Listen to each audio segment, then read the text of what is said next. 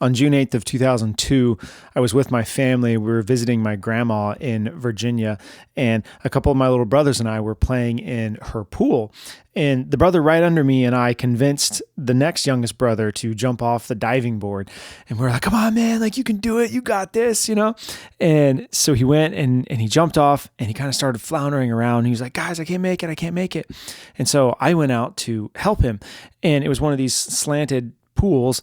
And I was further along the edge than what I thought I was. And so I went out to help him and he started to crawl up on top of me. And I thought like, oh, I'll just let myself down and I'll be able to hit the bottom and then I can bounce back up and get him back. And because I was further out than I thought I was, I went down and I just sank. And I remember going underneath the water and I couldn't find the surface. Everything was super dark. And I remember taking a gulp of water and feeling water go down the wrong tube inside of me and go down into my lungs. And I remember thinking, I'm dying. And then I blacked out. And I actually did die that day. And yeah, through the grace of God, I was brought back. And the crazy thing about that now is that it's been almost twice as long since that day happened than I lived before that day, right? I was about 12 when that happened, and now it's been almost 24 years. And this going into 2025 is the 23rd new year that I've experienced since dying as a child. And I was going through planning out my kind of year-end review thing, and I couldn't decide what I wanted to do. So I ended up actually starting to work on my own kind of year-end review process. And as I was thinking about that, I realized that there's 3 lessons that I took from that have really distinctly shaped how I view the new year. And because obviously this is a book channel, there were 3 books that I was like, man, these line up so well with these lessons. So I want to share that with you today. I want to give you 3 lessons and 3 kind of mindset shifts for how you look at the new year to help planning into this next year. So let's jump into it. The first thing that I want to talk about is letting go of fear. There's a Davy Crockett quote, I'm paraphrasing a little bit, but he essentially said, if a man is destined for hanging, he need never fear drowning to death. And it works for me. And I appreciate that quote because I actually did drown, but I'm like, the thing that has stuck with me so much since this experience was like, dude, it wasn't my time. And so I didn't die, period. That's it. End of story. How it goes, right? And it has built this incredible just resilience in me and in this lack of a fear of death that I had before I died, of being so afraid of like, oh, what's that going to be like and whatever. And now, I sit here and I'm like, well, I've kind of been here, done that. It wasn't really that bad. You're like, wow, crap, I'm dying right now. And then you died, right? And there's other stuff I could go into. There's a whole lot more to that story, but just the actual fear of like, oh, what's going to happen has been just completely covered over with this sense of like, dude, God is in control. And so going into this new year, I want you to let go of fear. I want you to stop worrying about what it's going to be, what's going to happen to you, what's going to happen to your family, whatever. Like if God has not ordained it to happen, and if God is not going to allow it to happen, it will not happen. And one of the books that has just radically helped shape that in me is The Last Arrow by Erwin McManus. Save Nothing for the Next Life. This is one of the best books to just light a fire under you to understand like what is so special about this life and why you need to take it so seriously and why you need to not do everything in your power to protect it and play it safe and try to make it last as long as it can. Because like, who cares if you lived 100 years if you didn't actually live any particular day of that, right? And so very first lesson, let go of fear, read this book, read The Last Arrow, and that will help you do that. The next thing that this experience like really drilled into me was this letting go of pride. In James 4, it talks about how we make all these plans, saying next week we'll go do this or next week we'll go do that, when in reality we should say, God willing, next week I'll go do this, or God willing, next week we'll go do that. And there's this thing that we have that, especially the new year, we forget that we have sovereignty over our actions, but God has sovereignty over outcomes. Right? And so we are fully 100% in control of the actions, but we are not anywhere the guarantor of the outcomes. And so what we need to do is let go of this pride, that thinking that we can control what's going to happen in our year. We can't control any of the outcomes about what's going to happen in this next year. What we can control is what actions we take that have the potential to lead to a certain outcome. And one of the books that's really just shaped my thinking on this a lot is Unlimiting God by Richard Blackaby. And one of the main premises of this book is he basically says, like, if in your life you're not experiencing what the Bible says you could be experiencing, the problem is never God. Right?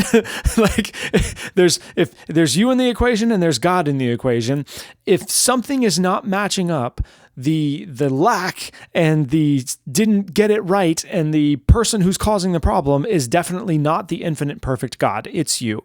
And so you need to look at your actions and change your actions and change something about how you're responding to and following God if you're not seeing him work in the ways that you are promised that he can and will work when you read the scripture. So Unlimiting God, Richard Blackaby, let go of pride going into this new year and just fully accept your sovereignty over the actions that you take, and then fully just release to God his sovereignty over the outcomes for the actions that you take. And then the last one is letting go of selfishness. Life is about so much more than just you. And the further I get from the day that I died, the more I recognize, holy crap, how true this is. Because when I died, I was 12. Like, it was just me, right? But now I got married and now I have 5 children. And the oldest one is 10 right now, but they're all going to go on and they're going to have children. And then their children will go on and they will have children, right? And so this idea that the whole scope of not only just having like the earthly life, but eternity, right? Everything has been changed by the fact that I didn't die that day, that I was brought back to life that day, because these 5 lives that didn't exist and wouldn't have existed if I had died that day, they are now part of the equation, and everything down from them is part of the equation. And so the earthly realm, but also all of eternity has been fundamentally changed because of that, right? And so my story of like it not being my time to die yet, and God himself telling me that is like, it's not about me. It's not about, oh, it's not time for you to die yet. It's about so much more than just me, because if I had died then all of them and everyone further on down the line, my whole entire family tree down from that line, they also would have died then, and it wasn't time for them to die then, right? And so just trying to grasp this understanding of like, oh my gosh, your life is about so much more than just you and your one little life and your one little whether you live or die thing. It's infinitely more than that. And one of the books that has really helped me with living that out is Love Does by Bob Goff. Bob is an incredible man who is just so good at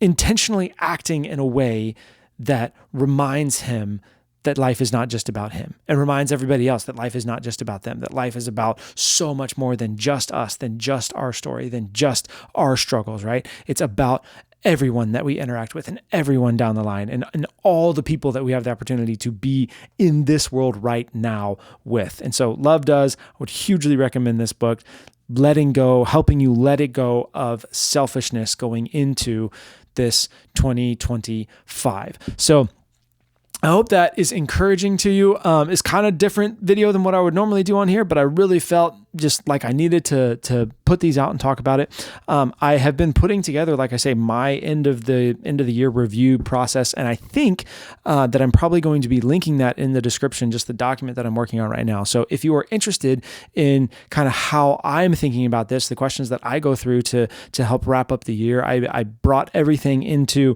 what I call the countdown method, which is 5 questions for the past, 4 questions for the present, 3 questions for the future, 2 questions for your story, and 1 question for every moment. So 15 questions, and I've got all that worked up in a document right now. I'm going to link that in the description. If you want to download that, feel free to. I hope it blesses you if you do. And yeah, other than that, I think I will see you in the new year. This should be the last video for 2024. So 2 years in to Read Like a Man, and here we go. I guess I'll see you in the next one. Bye.